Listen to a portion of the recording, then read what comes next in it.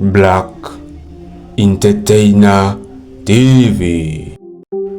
Hari amakuru menshi agiye atandukanye, amakuru adasanzwe aho ubona ko ibintu bigeze ahashushe. Uno munsi turaza kurabira hagati muri industry ya Buja Flavor, tusimbire na hariya Kigali mu Rwanda, turabe mbega bimeze bite, aho tuza kuvuga ko uwo bita Aga Promoter, umugabo asanzwe ari wa Miki hamwe na Adric Akim, aho ubona muri no weekend iheze bagiye kwakira ku kibuga c'indege Melchior Ndadaye Aga Promoter n'uwundi mugenzi we, aho yaje avuga ko azanywe no kuraba umuhungu wiwe Adric Akim. Ngira ngo nigeze gukora ikiganiro ndababwira ko Adric Akim asigaye afise management mu Rwanda, aho mu management wiwe asanzwe ari Aga Promoter, ukabona ko no mu bintu byamuzanye Burundi hanini bisa nkaho ari ibyo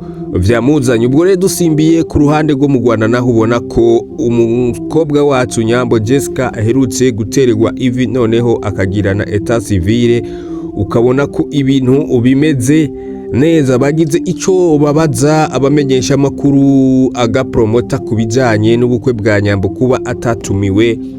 Yavuze ko ataco yobivuga ko bitandukanye n'ibyo yari yavugiye mu Rwanda, ko basuzuguwe bakaba batahawe ikaze mu bukwe bwiwe, noneho mu nyuma kubera baremerewe n'amajambo ngira ngo Nyambo akaza kumutumira, niho yavuga ati reka je nka gasuzuguro sinokwirirwa ndajayo. Rero ukabona ko ageze i Bujumbura atakintu na kimwe yasimye gutangaza mu bintu byose byavugiwe hariya iwabo mu gihugu cy'u Rwanda. Je tugiye kubana mu kino kiganiro, ni Tata Iside Wina nk'ibisanzwe, channel ni Black Entertainer TV. Rero uno musi amakuru yacu ageze ahashushe, ageze aharyoha. Reka nongere ndaguhe ikaze nanone we wemeye gukurikira Black Entertainer TV, nakwibutsa ko ukora subscribe, ugakora like, comment hamwe nashaka kugira ngo tuzokomeze tubana no mu bindi biganiro vyaha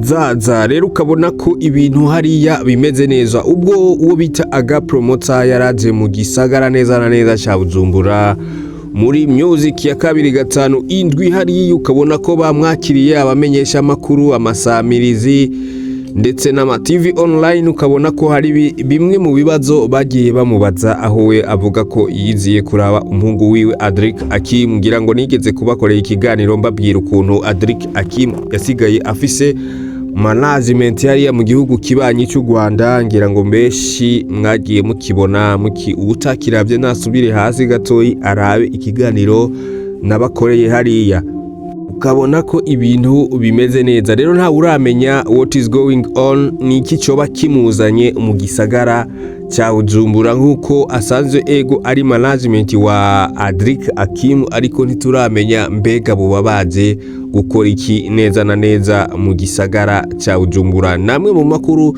tuzoguma tubatohoreza mu gihe ataco tuzoreka kubazanira mwebwe mw'abantu bacu. Reka nongere ndakubwire ko nitwamenya ikizoba camuzanye tuzoza tukibabwire, tukibashikirize, tubabwire ati ibintu bimeze uku nuku. Ariko ubwo yarari kuri kibuga c'indege hariya bamwajije nabahe baririmbyi abona bakora cyane mu gihugu cy'u Burundi, noneho Aga Promoter avuga ati jewe wenda sinkurikirana bose, ariko mwino misi umuziki w'i Burundi ndabona umugeni ari karakora cyane ari uno musore wanje Adric Akim, aho ubona avuga ati uno musore ariko akoresha ingufu zidasanzwe, ariko abikora neza kandi aracari n'umusore muto cyane. Ukabona ko ibintu abikora abizi kandi anabyishimira, ubanza ari nabyo byatumye amubera management. Tusimbira hariya mu gihugu cy'u Rwanda, naho tuvuga ku vya Nyambo Jessica ndetse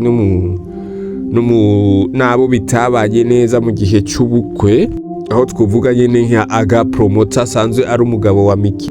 Ubona ko ibintu hariya bitari byifashe neza, aho novuga ko Aga Promoter hagiye havugwa amajambo menshi agiye atandukanye kubijanye na Nyambo Jessica, aho benshi bavuga ati Nyambo Jessica na Miki bari inshuti z'akadasohoka. Ubwo tuvuze inshuti z'akadasohoka ni babandi nyene ubona hari imigenderanire, ariko abamenyesha makuru bakavuga ati ahubwo Miki wewe yafashe ko Nyambo Jessica ari inshuti yiwe yakadasohoka, ariko Nyambo Jessica we siko yabifata. Yabona ari ubucuti busanzwe, bahurira gukina sinema, bahurira muri shooting, mugabo wewe ntabwo yigeze abishira kuri ya level nk'iyo Miki yabisize ko. Rero ukabona ko Miki asanzwe ari umugore wa Aga Promoter. Niho hagiye haravugwa amajambo menshi, najengeranye ibiganiro narabikoze mwarabibonye, aho benshi bibaza hari abantu benshi batagiye baboneka mu bukwe bwa Nyambo, aho ubona nk'abantu bitwa ba Jojo, Miki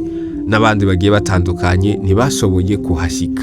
Rero benshi bakibaza byagenze gute kugira ngo abo bantu twokwita ko ari inshuti z'akadasohoka kuri Nyambo batigeze baboneka neza na neza mu bukwe bwiwe, mu gutererwa ivi, ukabona ko ari ibintu bitangaje. Rero mu nyuma niho haje kuvugwa amajambo menshi agiye atandukanye, ukabona ko hagiye havugwa ibintu byinshi bigiye bitandukanye, ariko ukaza kubona neza ko nyimba Nyambo Jessica nawe bisa nkaho vyamuremereye, bigasa nkaho atabyakiriye neza nkuko yifuza ko byagenda, atariko byagenze.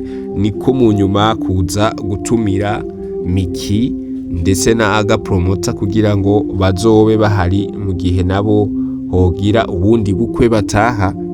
Ariko ukabona neza ko Aga Promoter aho bamutumiye mu kiganiro yavuze ati jewe sinjya imboga, je sindagafu k'imvugwa rimwe, jewe ntushobora kuntumira kubera wumvise pressure y'abantu kugira ngo jewe nzohave ndahaza. Ubwo bari mu kiganiro niho Miki yagerageza gufunga umunwa wa Aga Promoter kugira ntavuge ibindi byinshi bigiye bitandukanye, ariko Aga yari yamaze kubivuga ati reka jewe nyimba hari ibintu ndanka gasuzuguro uzosuzugure ku bindi, ariko ibintu je ntushobora kunsuzugura ngo ndabihore. Rero ukabona ko bitamuguye neza, ukabona ko atabyishimiye na gato, ariko ukabona ko uno munsi ugize icyo bimubaza ko adashobora kukubwira n'ikintu na kimwe ashobora kuba yo bivuga ko. Je twari kumwe rero iwa muhungu wanyu nk'ibisanzwe Tayiside Winner, nayo channel ni Black Entertainer TV. Reka mbanze shimira abantu mwebwe mwakoze subscribe uno munsi, tukaba turiko twababa amajana 830. Reka mvuge ko muri abantu ubagaciro cyane. Rero basaba ko mwonyaragasa gukora subscribe n'abandi bashasha kugira ngo dukwize 1000 mwinodwi gusa. Je twari kumwe ni wa Mungu wanyu, ndabakunda sana. Ciao ciao.